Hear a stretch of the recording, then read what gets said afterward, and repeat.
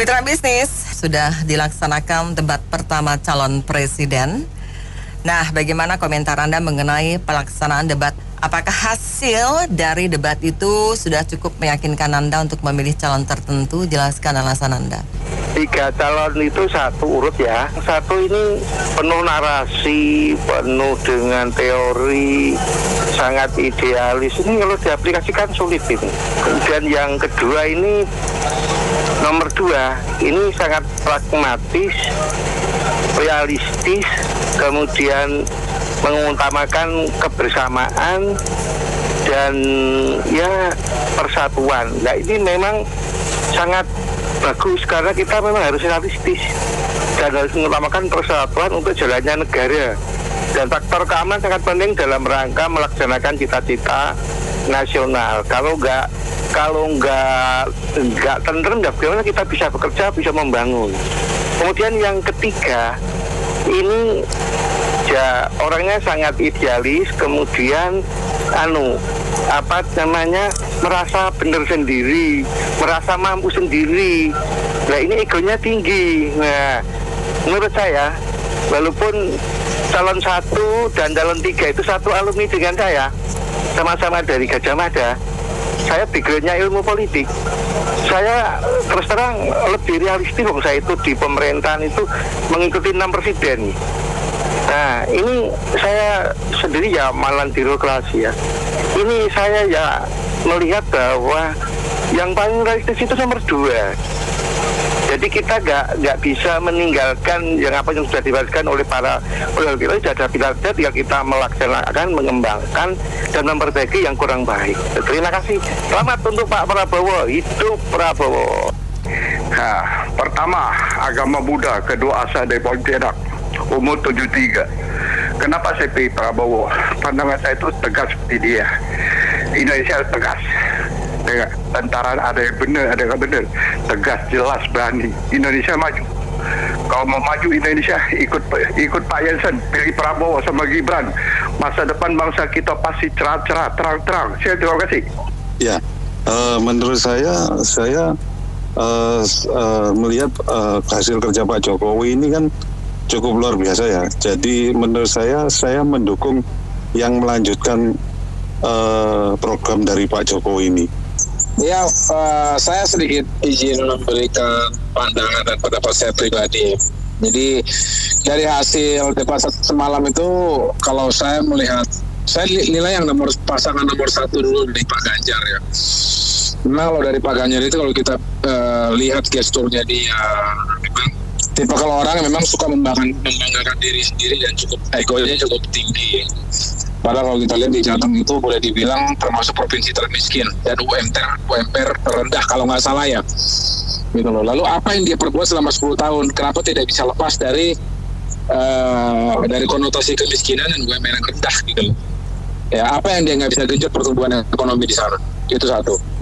Yang kedua, kalau pasangan nomor 2 di Pak Prabowo, saya melihat beliau ini lebih realistis lah ya, lebih realistis apa adanya. Terus juga pertanyaan dia tidak menyerang personal. Nah ini yang paling penting. Jadi kalau kita lihat debat semalam itu antara nomor 1 dan 3 ini cenderung menyerang personal, ya, lebih menyerang personal. Jadi apa yang ingin dipertarungkan kalau kita menyerangnya personal gitu loh. Nah kalau pasangan urut nomor 3 Pak Anies ini memang berbekal pengalaman saya ketika saya tinggal di Jakarta dulu. Pak Anies ini lebih pintar. Memang dia itu boleh dibilang gubernur yang pintar berkata-kata.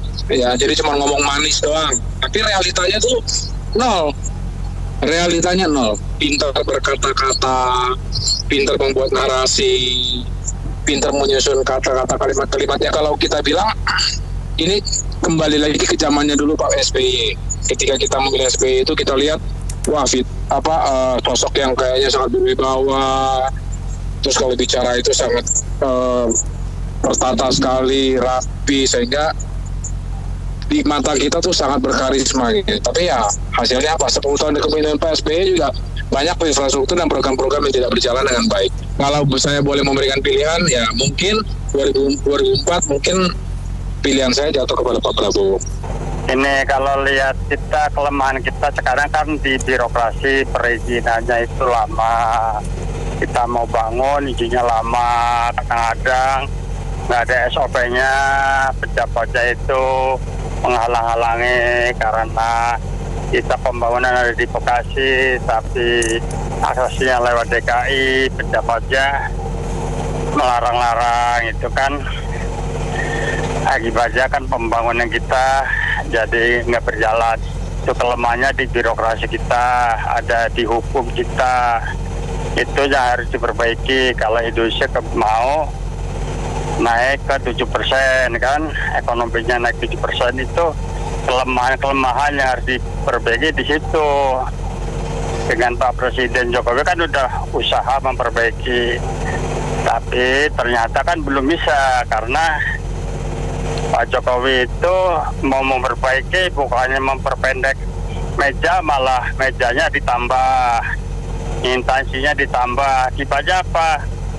Kita kalau ngurus izin dulu instansinya cukup di PTSP, sekarang harus ke dinas dan lain-lain, itu jadi lama. Makasih.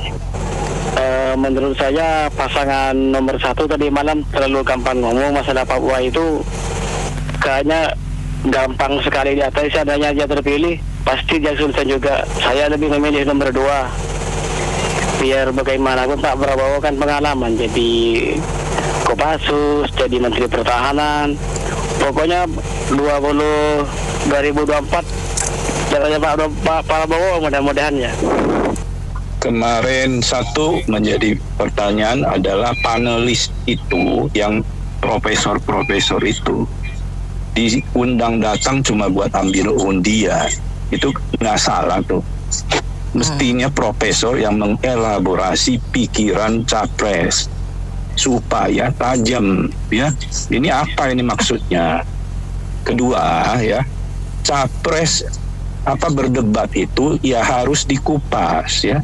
Selalu ngomong ini 5 tahunan. Nah, buktinya kenyataannya ada kejadian itu, ada penculikan.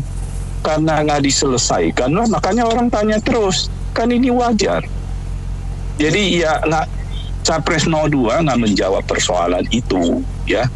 Kita harus akui secara verbal ini Capres nomor 1 sangat piawai memakai kata-kata, ya. Itu kenyataan bahwa apa yang dia lakukan ya kita bisa perdebatkan, ya. Capres nomor 2 normatif jawabnya, ya. MK ya nggak bisa jawab, cuma dia bilang serahkan kepada masyarakat. Nah begitu logikanya. Ya 1, 2, 3 ya boleh beda dong ya. Kayaknya sih dari yang tadi didengar 2. Kalau saya beda nih, sorry, saya kayaknya nomor 1. Terima kasih. Ya kalau saya nonton kemarin ya di televisi itu ya semuanya ya pada mengeluarkan kata-kata demokrasi harus ditegakkan, hukum dan HAM harus ditegakkan. Tapi kalau saya lihat lagi, sekarang ini aja demokrasi udah ditabrak, bagaimana mau menjalankannya, saya nggak bingung jadinya loh. Jadi kita mesti pegang omongan juga gitu. Dan keduanya ya, saya perhatikan itu kemarin saya lihat nomor 2 bilang masalah di Papua itu katanya susah ada orang asing yang mendukung gitu. Kalau menurut saya, kenapa mesti menyerah gitu? Coba dicari akar masalahnya di Papua itu, separatis itu kenapa bisa kuat, bisa bertahan, ada senapan segala tembakan itu kan dari mana itu? Kalau memang ada pendukungnya orang asing, negara dari asing, cari ambil di mana itu? Kenapa dia bikin negara Indonesia itu jadi kacau jadi Papua? Dan itu yang sampai kalau saya jadi Menteri Pertahanan, saya harus ngomong gimana yang caranya, gitu aja. Iya, debat semalam sih sebetulnya itu kan hanya kadang-kadang ada guyonnya, ada permainan kata-kata. Tapi kalau saya sih lebih senang track record ya. Jadi Ganjar Mahfud tuh track recordnya sudah jelas, yang lain nggak jelas. Gitu aja. hasil semalam itu jadi ada bagaimana gambaran ya, tapi saya kalau boleh mengomentari itu harusnya posisi paslon nomor 2 itu lebih tenang. Waktu ditanya, Pak, di mana kuburan yang dulu waktu Bapak jadi pemimpin di era tahun 98 itu kuburnya di mana? Harusnya jangan terpancing emosi itu. 4 kali ikut kontestasi, itu tidak perlu terpancing emosi menurut saya. Harusnya itu bisa dikasih contoh ya. Memang sebagai militer kan menjalankan tugas dari yang lebih tingginya kan. Nah contohnya kan anak buahnya Sambo, Baradae itu kan dia juga mau nggak mau harus nembak orang kan atas perintah atasannya. Itu kan salah satu contoh di kemiliteran harus tunduk kepada otoritas yang lebih tinggi gitu. Nah itu satu. Jadi harusnya udah terbiasa 4 kali ini harusnya lebih tenang tuh, dikupres dikit joget-joget aja gitu. Kalau bisa popor ya salto begitu lebih bagus lagi. Wah lebih heboh itu. Entertain sekali, sangat menghibur. Terus yang kedua ya, ada ini ya, cawapres yang jadi kayak cheerleader ya, pemandu sorak ya, ketika waktu dikatakan oleh Pak Prabowo itu, sorry ya, dia loncat terus tangannya memberi semangat kepada supporternya. Cawapres kayak gitu sih kayaknya ya ini udah memendam tuh, siap buat berdebat, tapi begitu ada kesempatannya kelihatan kayak anak bawang sama kakak tuanya. Jadi berperan hanya sebagai supporter ya harus lebih banyak belajar lagi lah dalam kondisi ini. Yang lebih bagus lagi kalau Pak Anies secara totali memang dia udah pinter ngomong, dosen gitu. Cuma dia kurang bahasanya terlalu tinggi aja gitu selalu. Coba dia membumi dengan sesuatu yang lebih real, perlu menyerang apa yang dia mau kasih, misalnya targetnya misalnya kayak pemberian makan. Ya memang duitnya dari mana bisa dijelasin, oke, silakan gitu. Terus untuk Pak Ganjar ini harusnya yang lebih debat tadi malam tuh Pak Mahfud yang ngomongin bidangnya Pak Mahfud gitu. Tapi Pak Ganjar overall sih oke gitu. Dan dia biasa kan terkenal blunder ya, ini enggak. Dan semoga di debat-debat berikutnya makin lebih seru gitu. Khususnya masalah ekonomi, pengentasan pengangguran gitu ya. Ya itu aja, terima kasih. Ikan sepat dibuat sarden, pohon mangga di depan halaman.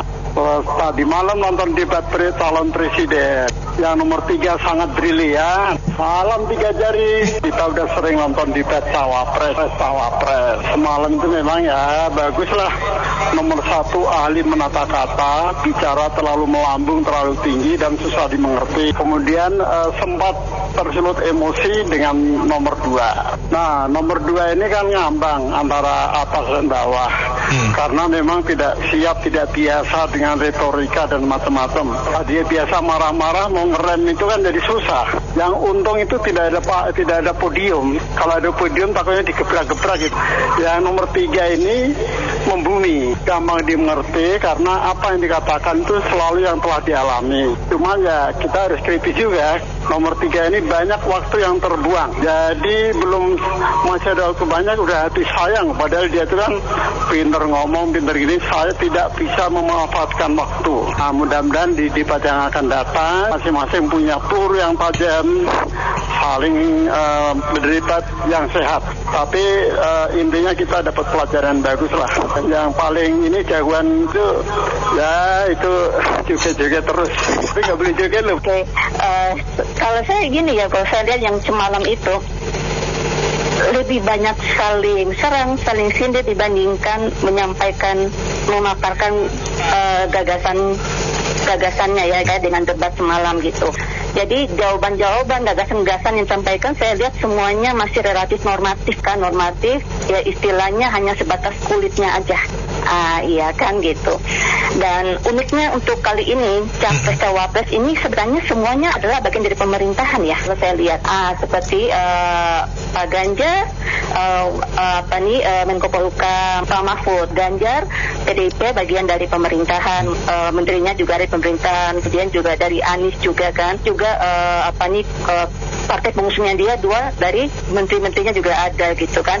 Jadi ya harapan kita ke depannya ini untuk debat itu lebih bersifat memaparkan secara komprehensif gitu. Memang oke lah, saya ngerti masalah waktu yang mungkin terlalu singkat.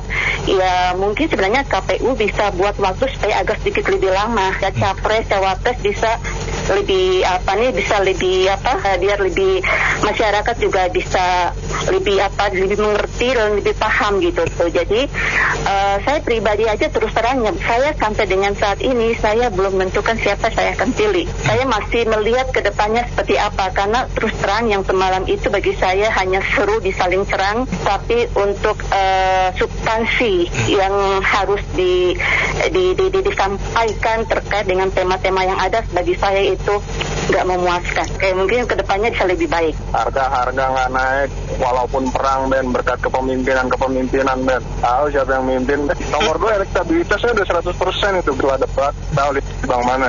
Sama salut kepada KPU ya, kemarin dari 5 sampai jam 10 lebih itu sama mungkin 100 juta pasang mata di Indonesia lihat semua. Kemudian stasiun TV semuanya nyarin pakai komentatornya, tim tenaga ahlinya, jadinya makin seru lagi. Terus kemudian yang saya amati ini kelihatannya paslon 1 dan paslon 3 ini sama-sama nyerang paslon kedua ini supaya tidak terjadi satu putaran. Jadi mungkin nanti akan ada koalisi unik nih ya, 1 dan 3 ngelawan 2. Tapi saya lihat kemarin ketiganya menguasai panggung ya, nggak ada yang sampai gemeter atau enggak terbiasa, karena mereka semuanya sudah biasa menghadapi ribuan bahkan jutaan orang gitu ya. Jadi jawabannya pun ada yang spontan. Kalau saya lihat sih yang jawaban atau yang paling menohok itu ketika ini ya, pertanyaan tentang oposisi itu Pak. Akhirnya dijawab sama paslon 2, wah ya dulu Pak Anies kan juga ini hasil dari oposisi yang berhasil sehingga gubernur tahun 2017 lah, itu jawabannya cerdas sekali. Artinya dia nggak berpikir wah jawabannya kok bisa langsung nyinggung gitu. Saya lihat memang dari serangan baik paslon 3 banyak yang menanyakan mengenai isu 98 maupun isu ini ya. Tapi saya lihatnya masih belum komplit nih. Masih belum ada yang menanyakan isu LGBT ini, karena katanya paslon 2 menyetujui LGBT ini. Repot juga. Terus kalau yang untuk masa koruptor ternyata juga katanya di undang-undang sudah ada ya. Hukuman mati untuk koruptor, cuma belum pernah ada putusan dari pengadilan hukuman mati. Jadi kemarin pertanyaannya itu masih banyak yang lebih. Itu profesornya ada 16 pertanyaan lebih. Nanti berikutnya debatnya sering aja, jangan sebulan sekali tapi 2 minggu sekali atau seminggu sekali itu. Itu ratingnya pasti tinggi dan makin seru lagi. Kita lihat siapa nanti pemenangnya, mereka yang bisa menguasai panggung. Terima kasih. Tadi malam itu saya sudah siap monitor itu ya, perdebatan itu. Ada tetangga yang mutar lagu. Kita nonton ondel nggak jadi monitor. Ya udah dengerin radio aja. Jadi buat saya perdebatan itu nggak ngaruh, karena dari awal waktu capres diumumkan saya udah tahu di nomor 3 yang paling layak. Karena kesalahannya paling sedikit, dosa-dosanya, ideologinya paling kena. Kalau yang lain itu tadi, yuk kita nonton ondel. Saya kalau pendapat saya yang paling layak itu Ganjar. Nah, untuk nomor 2 dan nomor 1 itu rekam jejak itu sudah terlihat. Untuk Anies pun hanya kebanyakan retorika belaka itu paling pandai mengolah kata-kata. Kalau untuk juara mengarang sedunia Anies bisa menang, tapi hasilnya 0 semua. Makanya saya tidak tertarik sebenarnya nonton debat Anies berbicara. Emang mulutnya manis semua, tapi hasilnya 0. Mau Anies mau Prabowo, ya bagi saya sih tidak tertarik ya. Itu aja. Jalan-jalan ke Bekasi, jangan lupa beli roti. Diingatkan masing-masing paslon, jangan lupa menepati janji manisnya berkuasa nanti. Itu aja, semuanya bagus, jangan hanya omdo. Pak Ganjar Pranowo sama Mahfud MD. Karena menurut saya Pak Mahfud sama Pak Ganjar Pranowo itu identik buat saya, Pak.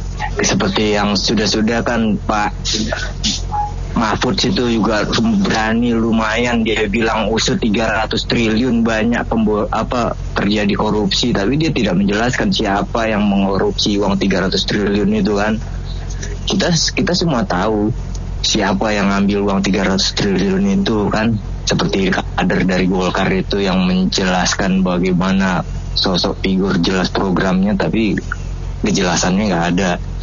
Terus Pak Ganjar juga saya perhatikan cara dia berdialog juga cukup tenang, simpatik, sama pendukungnya juga dia tetap menjaga batasan-batasan apa yang dia harus keluarkan dan apa yang harus dia tutup.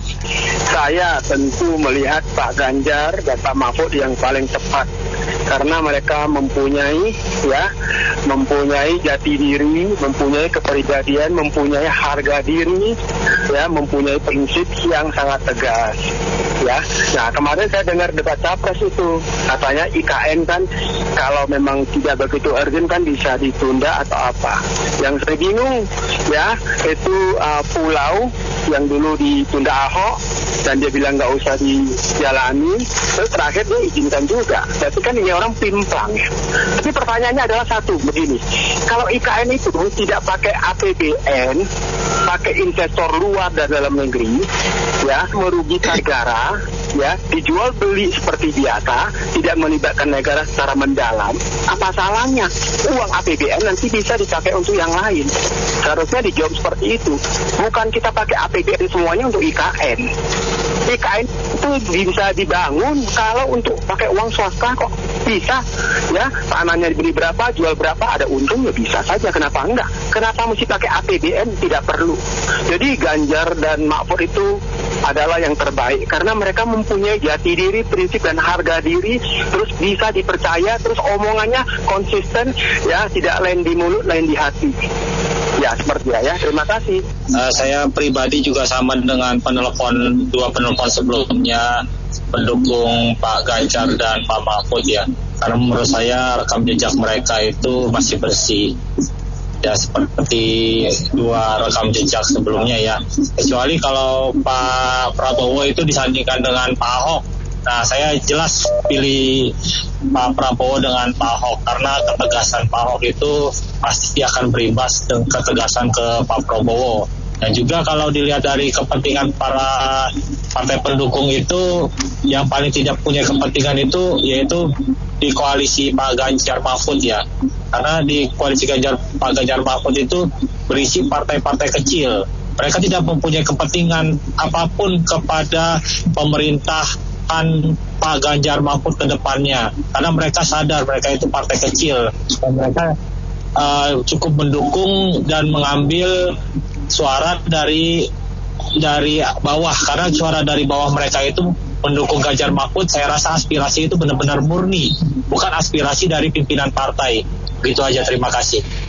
Masih ada beberapa kategori kontestasi untuk Pilpres dalam debat ini, jadi kita tidak usah terburu-buru. Kita perhatikanlah cara, karakter, dan dedikasi untuk negara dan bangsa. Sampai sejauh mana mereka bisa menelaah masalah-masalah kebangsaan yang akan dihadapi gitu loh. Jadi kita bersabar saja karena 14 Februari 2024 kan masih kurang lebih 1,5 bulan lagi, 2 bulan lah. Jadi kita bisa melihat sampai sejauh mana tolak ukur parameter dia menelaah masalah. Kita berharap nanti pemimpin yang akan dipilih betul-betul mewakili semua rasa untuk membangun bangsa dan negara kita ke arah lebih baik gitu loh. Karena kalau lihat dari kondisi sekarang, kontestasi ini kan survei selalu berubah-ubah, jadi tidak bisa menjadi patokan yang baik, tapi kita akan pilih gitu loh. Terima kasih. Kalau bagi saya pribadi, di dunia ini memang nggak ada yang perfect manusia pasti ada salahnya, ada dosanya, tapi setidak-tidaknya pilihlah yang terbaik Jika ada 3 pilihan, memang nggak ada yang semuanya paling perfect terbaik dari yang terjelek gitu jangan sampai salah milih gitu, karena ini masa depan bangsa itu sangat ditentukan oleh pemimpin, bukan hanya 5 tahun ke depan, tapi juga seterusnya pemimpin di Indonesia, presidennya khususnya. Itu kalau bisa tetap jaga Pancasila dan Bhinneka Tunggal Ika. Siapapun yang nanti jadi presiden di Indonesia tahun depan, saya harap janganlah ada diskriminasi suku, agama atau apapun juga dan majukan Indonesia semuanya, ekonominya, dan juga jangan sampai lagi ada kejadian-kejadian seperti yang di Jakarta, Jabodetabek selama 2 tahun ini saya sedih banyak yang meninggal jadi bangke mayat sampai 6 bulan baru ketahuan. Itu jangan sampailah kayak gitu, supaya Indonesia tuh bisa lebih sejahtera semuanya. semuanya harus hidup, tidak ada yang tinggal di belakang, itu maksud saya. Kasih. Iya, menurut saya sih ya sekarang Jakarta polusinya masih ya, ada itu kalau soal hukum dan HAM ya dua-duanya juga kan masih menjabat tuh di pemerintahan, ya kenapa nggak diberesin gitu loh. Jadi udah itu mau dinaikin lagi gaji hakim segala macam. Menurut saya itu kan ide yang dulu, yang penjabat pajak juga dinaikin. Sekarang mau dinaikin berapa? Dia korupsi sampai ratusan M loh. Mau dinaikin berapa gajinya biar dia nggak korupsi lagi? Enggak, kita butuh itu komitmen yang jelas. Hukum mati atau gimana gitu loh. Jadi jangan, ini kayak ide-ide lamanya. Jadi menurut saya sih tetap golput sih. Menurut saya sih sudah bagus ya jawaban Jokowi. Cuman ada satu tuh jawaban yang kalau kata Kang Denny Chandra di Project main sana incorpore sana ya.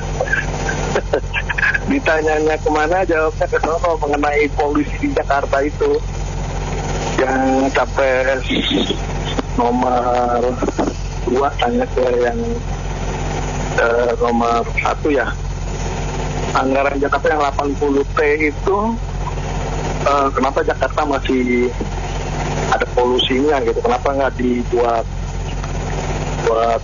anggaran itu supaya polusi Jakarta berkurang? Jawabnya karena angin, karena begini, karena begitu gitu. Jawabnya karena angin, ada angin lah pokoknya intinya. Ya harusnya kan itu 80T itu jawab nggak cukup atau kurang atau bagaimana gitu. Kalau saya lihat sih dia nggak jawab pertanyaannya, malah mengalihkan pertanyaan itu kemana-mana gitu aja sih. Nah, terima kasih. Ya, yang lainnya silakan 633-9160, WhatsApp call 0816-924-924. Kembali bisa dihubungi Mitra Bisnis, berikan komentar Anda. Komentar saya satu. Pertama, kalau lihat dari cara membawakannya itu bagus. Kedua, saya lebih memilih Prabowo. Pertama, karena dia tegas, visi dan misinya bagus. Mudah-mudahan beliau panjang umur sehingga bisa menyelesaikannya sebagai presiden. Amin. Serang menyerang pertanyaan itu terjadi ya, dan kebanyakan itu yang masalah dibahas itu HAM ya. Saya mau menjelaskan untuk yang paslon 1 itu ya, Bapak Anies. Jawabannya itu banyak retorika ya. Contohnya dia banyak menyinggung masalah korban-korban ketika pemilu sebelumnya ya. Tapi dia lupa korban-korban ujaran kebencian itu terjadi itu karena apa? Karena ya penyebabnya yaitu salah satunya efek daripada kampanye waktu pilkada dia sebelumnya berimbas kepada kita orang-orang bawah. Nah, untuk sekarang kan kita masyarakat udah makin dewasa ya. Jadi ujaran kebencian seperti yang dulu dihembuskan oleh paslon 1 itu yang berimbas paling besar itu ketika pilkada DKI. Itu. Jadi retorika yang dia buat, yang dia ulas korban pemilu pada pemilu sebelumnya itu ya menjelaskan kondisi dia sendiri sebenarnya. Itu paslon 1. Kalau paslon 2 itu yang paslon 2 Pak Prabowo itu disinggung mengenai tragedi ketika kerusuhan massal ya. Saya mau memberitahu untuk yang kerusuhan massal itu memang nggak bisa disalahkan siapa-siapa ya, termasuk Bapak Prabowo sendiri ya. Karena Bapak Prabowo sendiri ketika itu menjabat bintang 2 ya kalau nggak salah ya, Letjen ya. Setahu saya bintang 2 itu melaksanakan segala sesuatu itu by order ya. Ada bintang di atasnya lagi yang memerintahkan dia mengerjakan hal tersebut demi keamanan dan stabilitas nasional. Itu menurut saya. Nah yang ketiga itu paslon ketiga Pak Ganjar itu banyak diserang itu mengenai penyaluran distribusi pupuk maupun kesenjangan yang terjadi di Jawa Timur ya, Jawa Tengah ya. Menurut saya ya memang Pak Ganjar itu udah menjabat 10 tahun. Ya memang perbaikan untuk daerah Jawa Tengah itu saya rasa belum terlalu maksimal.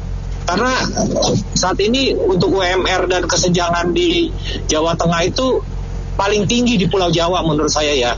Itu yang mungkin hal minusnya daripada Pak Ganjar. Tapi daripada itu ya kita ya harus sebagai masyarakat harus bisa memilih. Kita ya ibaratnya kayak seperti memilih best of the worst gitu aja. Terima kasih. Saya sih biasanya netral ya, dan sampai saat ini pun netral. Cuman kalau boleh beropini dari tontonan semalam tuh semuanya bagus ya. Tapi rasa-rasanya walaupun paslon nomor 2 itu koalisinya gendut, terus ya ingatlah tahun 2014 lalu juga gendut juga tuh koalisinya, tapi ya kurang beruntung. Nah, dari tontonan tadi malam juga dari sudut pandang saya yang netral ini ya, ini menurut kalau saya sih yang lebih bagus dari opsi-opsinya, dari penjelasannya itu nomor 1 deh. Pertama-tama memang semalam sih saya sih nonton sekilas ya. Cuman ya ini kayaknya kali ini debat Pilpres ini kayaknya sepertinya mereka seperti mencari celah-celah kayak apa ya, kayak saling menjatuhkan begitu. Kayak misalkan si paslon 3 ngomong ke paslon 2. Paslon 2 masalah, paslon 3 nanya soal pengadilan HAM. Malah si paslon 2 itu merasa dirinya tuh merasa kayak disindir gitu. Padahal itu kan bukan tepatnya yang dia mau jawab. Tapi malah ya jawabnya yang lain. Terus yang paslon 1 serang sana sini, ada yang bilang sampai bilang pupuknya terbatas dan lain sebagainya apa semua. Jadi kayak ibaratnya tuh kayak cari kelemahan masing-masing gitu mereka itu. Jadi ibaratnya seperti kayak mau apa ya, maaf ya kalau ngomong agak sedikit nggak enak, itu seperti mau membuka celana mereka gitu. Jadi kayaknya harusnya kalau mau ya namanya memang negara kita ini kan berdemokrasi, apa-apa kan bisa pendapat dan lain sebagainya. Cuma paling harusnya kalau namanya debat Pilpres itu harusnya ya oke lah, ngomongnya apa, programnya apa. Karena sih kalau debat Pilpres ini kan namanya kan negara ini kan demokrasi, ya harusnya cari program-program apa yang cocok untuk rakyat, visi dan misi. Itu aja sih. Kalau mencari kelemahan sesama lain sih kayaknya sih ya memang boleh-boleh, cuman jangan terlalu banget lah, takut apa yang terjadi bisa saling keroyokan ini lama kelamaan ini. Ya itu aja sih, terima kasih. Itu sih memang mungkin ya tidak terlalu mempengaruhi suara gitu kan. Banyak orang yang sudah sebelumnya sudah punya pilihan gitu. Nah ini susah udah mau debat kayak apapun hasilnya akan susah dia beralih gitu kan. Yang kedua juga ada orang golongan gitu ya, mungkin yang pendidikan rendah mungkin dan ekonomi rendah itu tidak peduli dengan gagasan gitu ya, mau debat kayak apa juga pokoknya nggak peduli lah, mungkin dia lebih peduli pada siapa yang ngasih duit nanti gitu. Nah jadi tapi bukan berarti debat itu tidak penting gitu. Debat itu sangat penting gitu, karena dengan debat begini itu mereka semua para calon itu mengungkapkan gagasannya dan mereka akan ditagih nih nanti oleh publik gitu kan. Ini kan pasti akan direkam dan nanti tiap kali muncul nih para netizen gitu, dia ngomong apa tuh waktu kampanye gitu. Nah itu pentingnya. Yang kedua yang saya harapkan sebenarnya adalah KPU itu bisa merangkum ide-ide dari para calon-calon ini yang sudah diadu, sudah diuji gitu kan, yang mana yang baik-baik ini.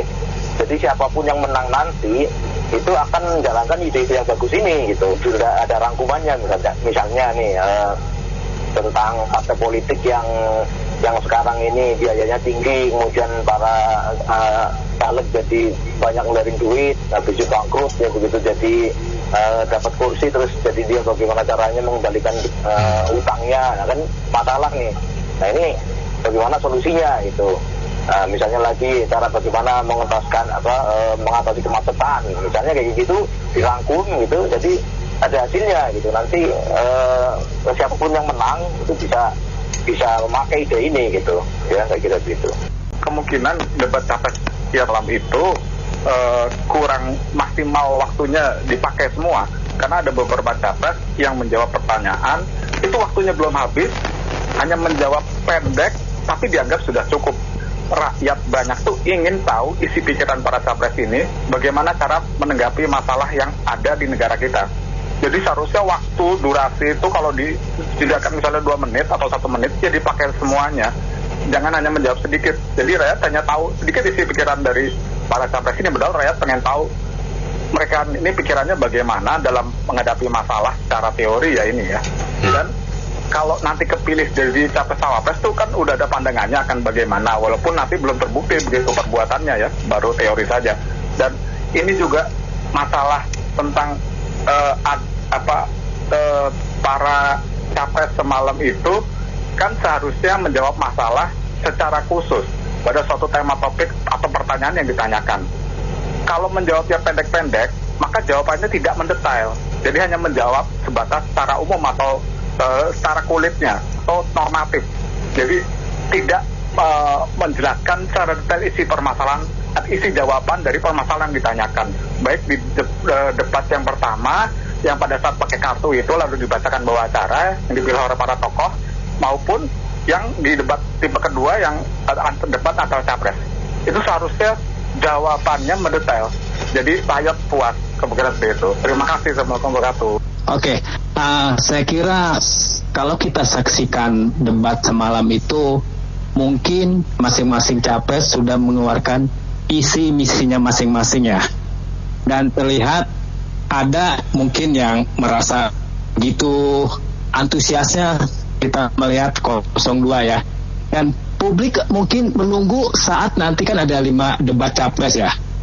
Mungkin masyarakat banyak ingin menunggu ada debat cawapres masing-masing, dan di situ mungkin yang kita tunggu ada tanya jawab pada saat debat cawapres. Itu saja. Oke, dan saya sendiri mungkin sudah ada pilihan tentunya yang menginginkan perubahan dari segala ini yang ada saat ini. Oke, thank you. Kalau kita lihat sih memang pilihannya ya memang cuma 3, nggak ada yang keempat kan. Dari debat semalam kalau saya rasa ya semakin jelas harusnya ya. Sebelum debat pun kita udah tahu gitu loh track recordnya, rekam jejaknya masing-masing seperti apa gitu loh. Ya kan, nah yang satu terlalu istilahnya menampilkan yang beda ya kan, padahal ditampilkan yang beda malah makin nggak jelas gitu loh, makin nggak bener gitu loh ya kan. Nah, kalau yang satu ya artinya cara rekam jejaknya masih minim ya dalam memimpin birokrasi. Itu kan backgroundnya juga militer ya kan, udah umurnya juga udah lanjut, terus maaf aja ya kondisi kesehatannya saya rasa udah nggak optimal gitu. Nah yang ketiga ini memang yang terakhir gitu, yang saya lihat memang masih konseptual, tapi Pak Ganjar ini kan memang rekam jejaknya jelas ya. Kalau kita bandingkan dengan Pak Jokowi jadi presiden itu rekam jejaknya cuma wali kota Solo 2 periode ya kan. Nah setelah itu gubernur DKI tapi nggak lama digantikan Ahok. Nah tapi kalau jadi prestasinya Pak Jokowi sebenarnya di wali kota, di pemerintah daerah wali kota, bukan provinsi. Nah jadi tapi karena memang dia punya visi bagus, mau bergerak jalan lurus ya, membuat satu perubahan besar. Nah sedangkan Pak Ganjar ini rekam jejaknya jelas ya kan, dia 2 periode di provinsi gitu loh. Dan Jawa Tengah kita tahu lah, ini Banten kalah lah untuk industrinya gitu. Banyak yang pindah sektor industri dari Banten ke Jawa Tengah. Kita ngomong apa adanya aja gitu loh, karena memang bagus penataan. Dan kalau saya rasa ya dan terlihat juga dari komennya secara konsep Pak Ganjar itu misalkan topik utamanya IKN, ya memang harus dilanjutkan gitu. Jadi investasi juga diomongin juga ya. Jadi memang itu benar gitu ya. Jadi kalau menurut saya ya seharusnya debat kedua, ketiga, keempat mungkin akan lebih bagus ya, akan lebih terlihat mana yang cuma ngomong doang, mana yang cuma tampil doang gitu. Tapi yang sebenarnya seperti apa semakin jelas. Makasih. Debatnya seru. Yang nomor 1 itu dosen, pintar ngomong dan pintar ngeles, menyerang, tidak senang dengan adanya IKN. Nomor 2 emosi dan bertahan. Yang ketiga sopan, jujur dan cinta rakyat. Saya suka yang ketiga dan programnya realistis. Ya, kalau saya sih menangkap selama ini Prabowo itu seorang patriot. Itu alasannya karena dia kan tadi sebagai oposisinya Pak Jokowi. Tapi begitu dia diminta jadi Menteri Pertahanan, dia bersedia.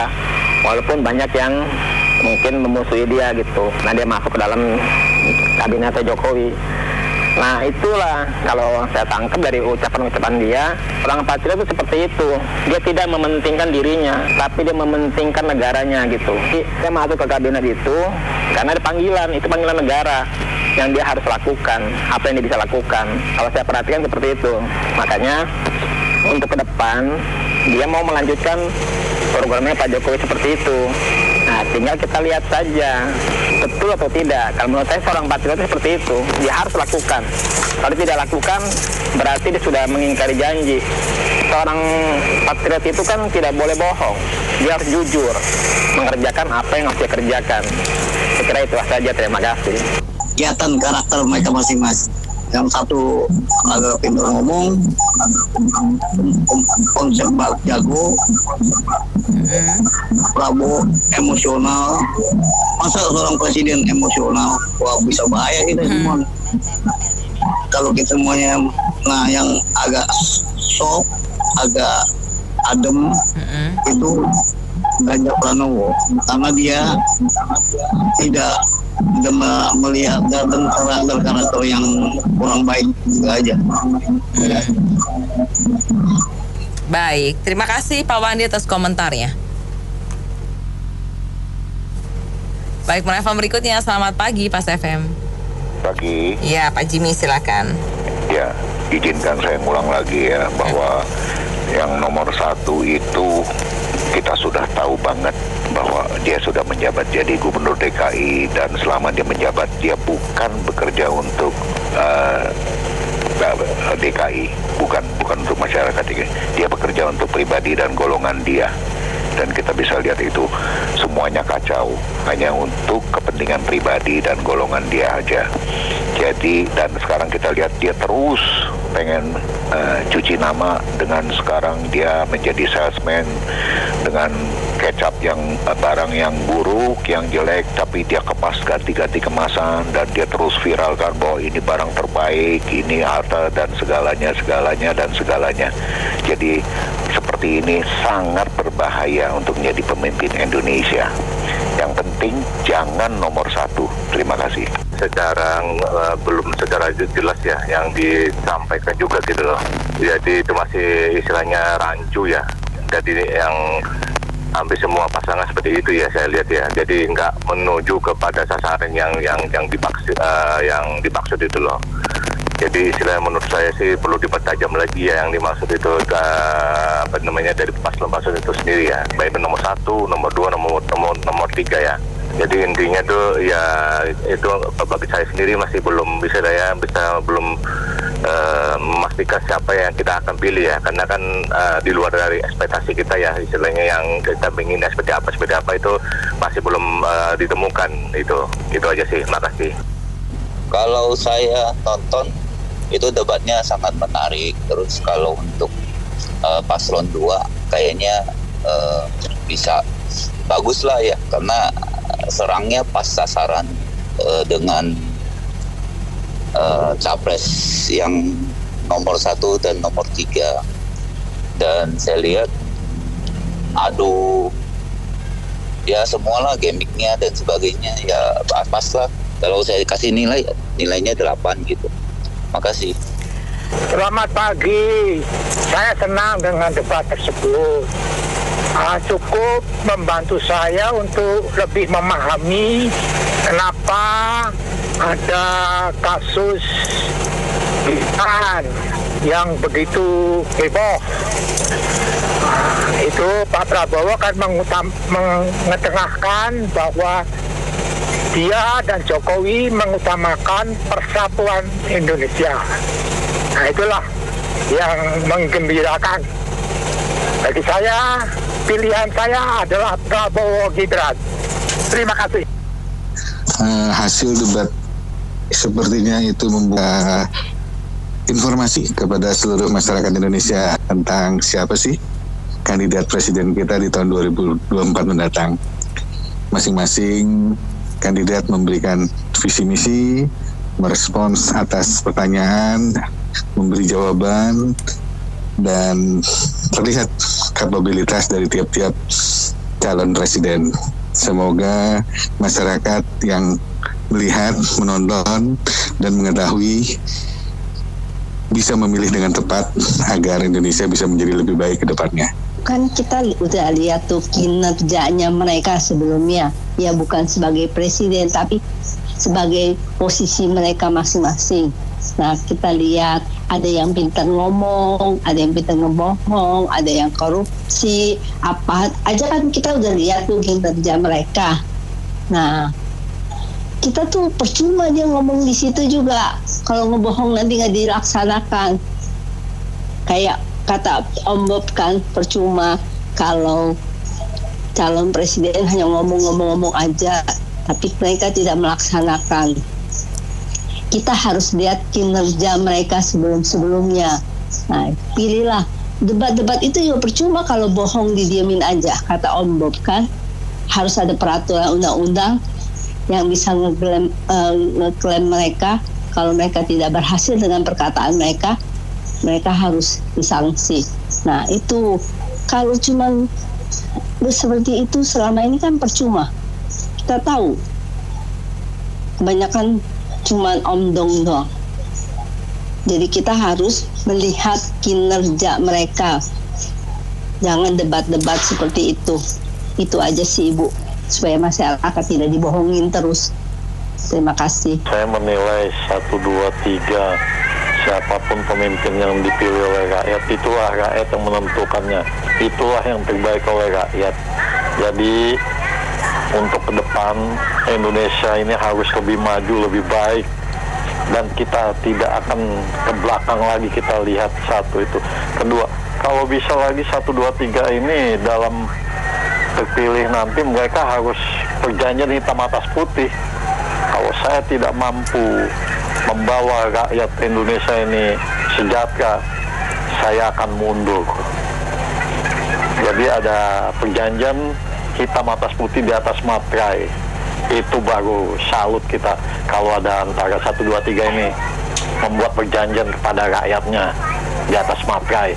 Kalau bisa MK-nya juga atau Mahkamah Agungnya ikutan juga. Kalau tidak berhasil memimpin negara ini dalam waktu sekian tahun, saya akan mundur. Begitu saja, makasih. Assalamualaikum. Baik, terima kasih banyak karena mitra bisnis yang sudah beropini untuk Businessman Opinion. Saya Nina Amelia.